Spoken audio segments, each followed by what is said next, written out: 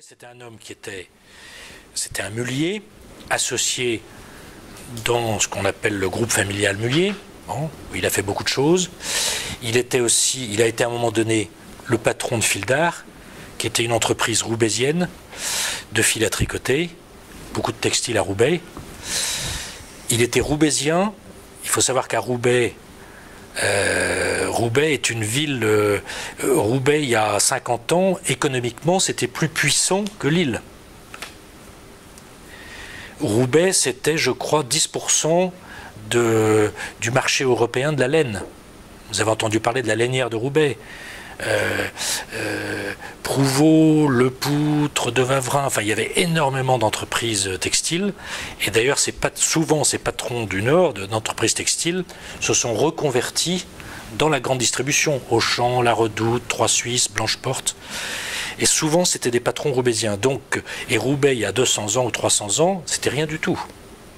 Roubaix en fait c'est une ville qui est née avec le textile, et donc il y a un esprit à Roubaix, un esprit pionnier. Puis c'est une ville qui est très métissée, il y a eu beaucoup d'immigration, et donc on sait bien que le métissage, l'immigration, quelque part ça rend les gens peut-être plus dynamiques, plus ouverts. Voilà, donc il était chef d'entreprise, associé dans une entreprise, il était sociétal parce qu'il a été en politique, il était élu du conseil régional, il y a une tradition démocrate chrétienne centriste ici il y avait dans le Nord, peut-être encore, je connais moins la région aujourd'hui, donc il était de ce courant-là. Il était investi dans des tas d'associations, des tas de trucs. Il a été président de la SDR du Nord. Les SDR, c'est des sociétés de développement régional, c'est des sociétés qui finançaient l'économie. Voilà, donc vous voyez, c'était quelqu'un, en fait, assez complet. Et j'aurais dû démarrer par là. Il était père de famille nombreuse. Je sais pas, il y a 7 ou 8 enfants.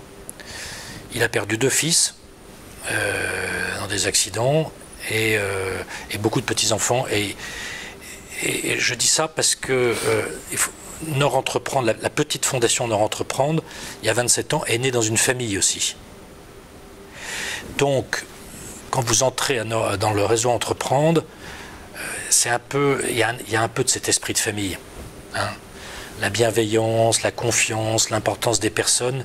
En fait, quelque part, c'est pas que ça, mais c'est un peu des valeurs familiales aussi.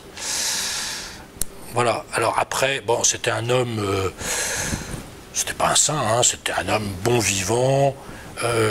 Il savait se fâcher quand il fallait. Il n'était pas toujours commode. Il avait un certain humour. Il était très direct.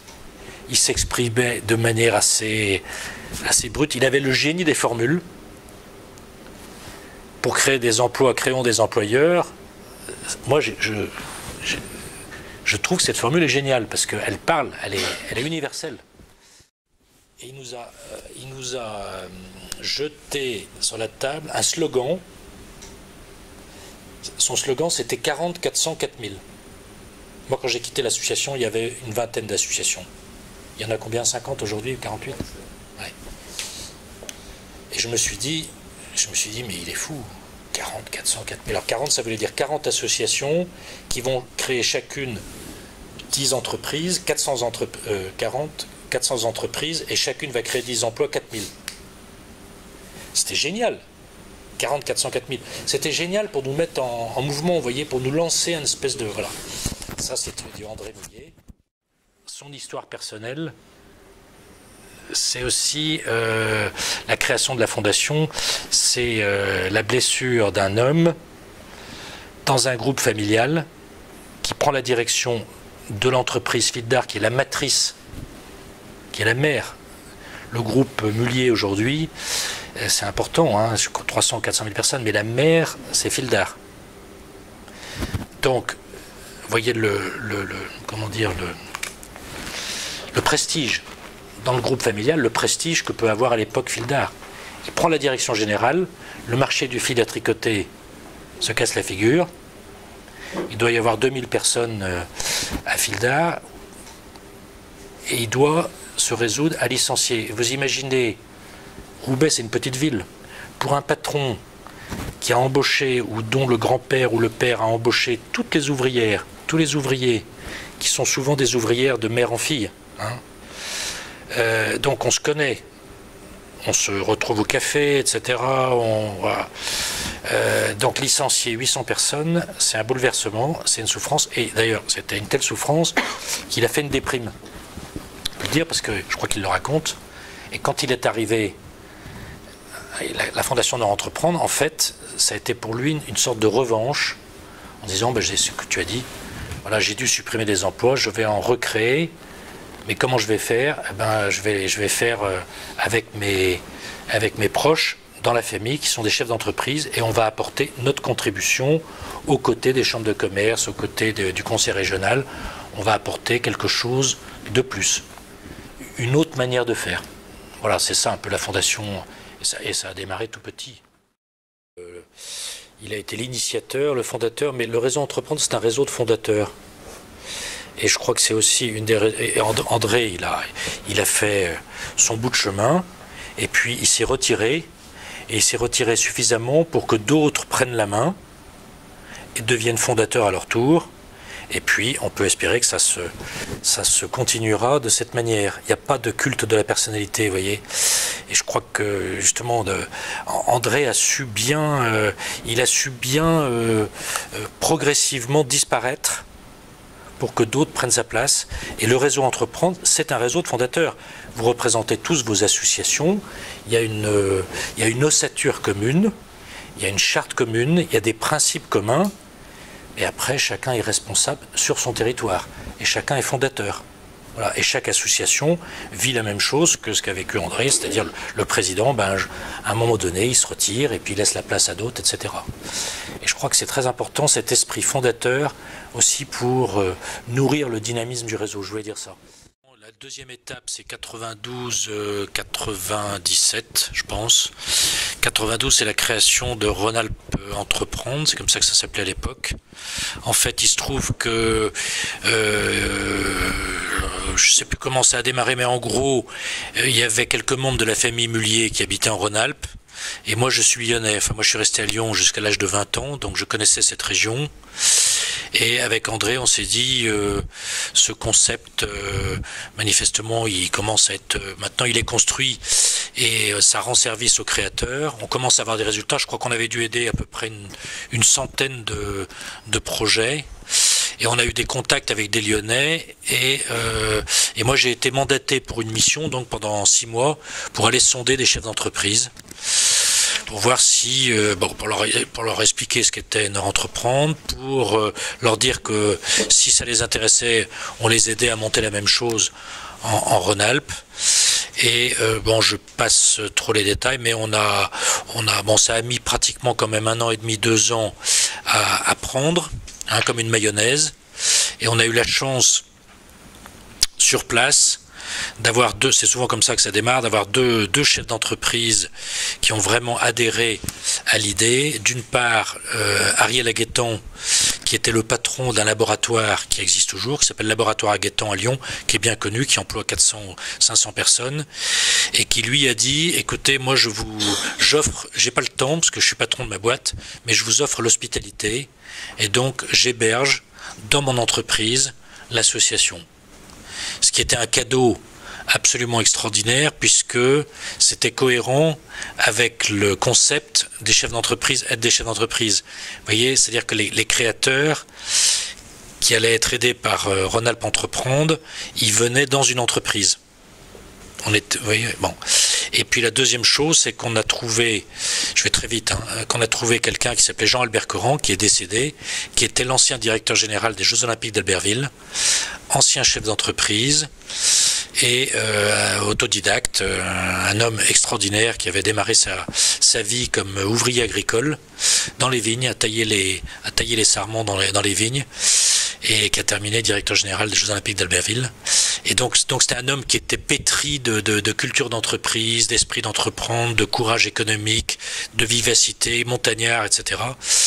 Et il nous a dit, écoutez, ça m'intéresse, je vais venir à Roubaix pour rencontrer votre président. Et puis lui et André Mullier se sont plu. Voilà, et il a démarré, il a mis de sa poche, il est allé voir les banquiers de Lyon qui étaient un peu étonnés en disant, ben voilà, j'ai trouvé, alors, je sais pas, une vingtaine de chefs d'entreprise, on a créé une cagnotte, ils ont démarré en fait comme la fondation Nord Entreprendre. Il a embauché un directeur, et puis vogue la galère. Et puis après, ça a été le début, donc le début de l'histoire. Mais c'est intéressant que, en fait, le véritable développement du réseau Entreprendre a démarré à Lyon. On peut dire que, comme tu l'as dit, le concept a été construit, préparé, testé à Roubaix, mais avec quand même des facteurs autour un peu particuliers, parce qu'il y avait une famille quand même qui finançait. Rhône-Alpes Entreprendre, ça a été la première association véritablement de chefs d'entreprise acteurs. Voilà. Et puis le réseau a été créé en 97, donc il y en a eu 6 ou 7 qui se sont créés jusqu'en 97, voilà, c'est ça. Et l'association Réseau Entreprendre a été créée à ce moment-là. Il y avait 6 ou 7 associations. Et donc André Mullier et moi-même, on a quitté Nord Entreprendre, on a passé la main et on a pris la responsabilité avec les présidents des associations, dont Michel Sarrat en Aquitaine, Côte d'Opale Entreprendre, etc. On a créé la fédération et André et moi, on est devenus les responsables de Réseau Entreprendre. C'est comme ça qu'est né Réseau Entreprendre. Moi, je crois que déjà, il y a le mot personne qui est important, c'est-à-dire que quand on est en face d'un créateur, avant d'être un homus economicus, c'est une personne. Mais une personne dans sa globalité, c'est-à-dire que c'est quelqu'un qui est peut-être marié, qui a des enfants, qui a une histoire, qui a un parcours. Et donc, l'intuition, mais après chacun fait comme il veut, mais l'intuition, c'est de se dire, avant de parler et d'essayer de comprendre le projet économique, il faut d'abord faire connaissance avec la personne, pour valider que cette personne, avec toute son histoire, elle est bien en phase et en cohérence avec le projet qu'elle porte.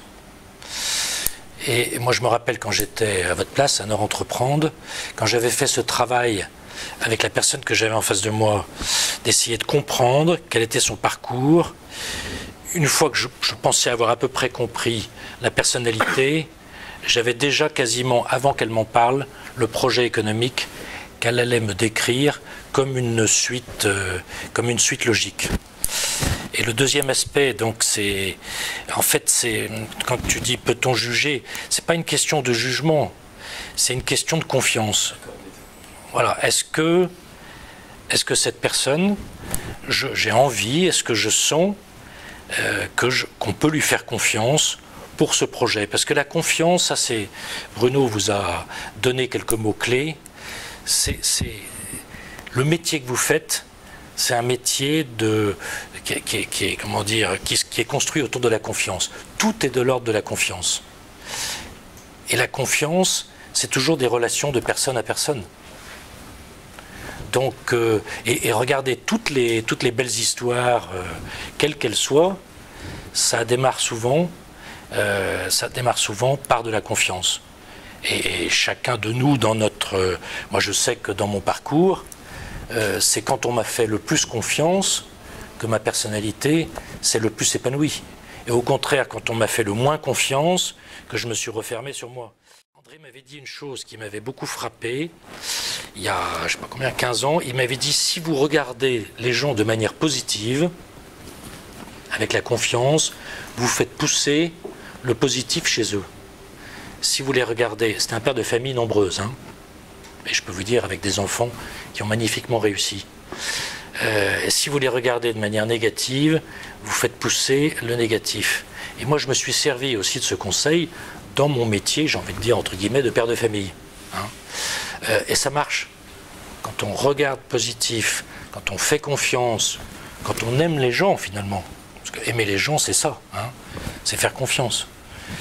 C'est encore un mot-clé. Hein, le mot amour, c'est un peu souvent galvaudé, mais en fait, pour bien faire ce métier dans le réseau Entreprendre, il faut non seulement aimer les gens, il faut aimer rencontrer les personnes, les connaître, les comprendre, hein, et il faut aimer les créateurs et les créatrices.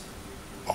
Moi, j'ai adoré ce métier comme beaucoup d'entre vous, et j'aimais les créateurs au sens que j'étais bien avec eux et que j'avais envie de les aider. hein, parce que aimer, c'est quoi? C'est aider l'autre à vivre, hein, à vivre économiquement. Voilà, dans la création d'entreprise, c'est vivre économiquement.